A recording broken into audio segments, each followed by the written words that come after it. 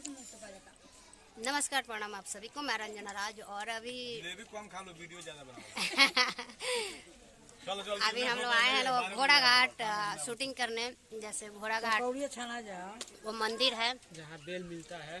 Bell मिलता है यहाँ, बहुत बेल मिलता है मेला में। बताइएगा, यहाँ बैठिए ना, क्या क्या होता है बोलिए ना। हमको नहीं जानकारी है उतना यहाँ के बारे में।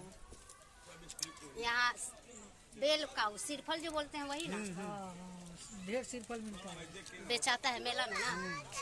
यहाँ मेला लगता है जब नवरात्र में 5 रुपये सिरात के फगनी सिरात 5 रुपए में एगो मिलता है। हमें तो नहीं मालूम है, हम पहले बार आए हैं, लेकिन ये कह रहे हैं तो सुन रहे हैं। और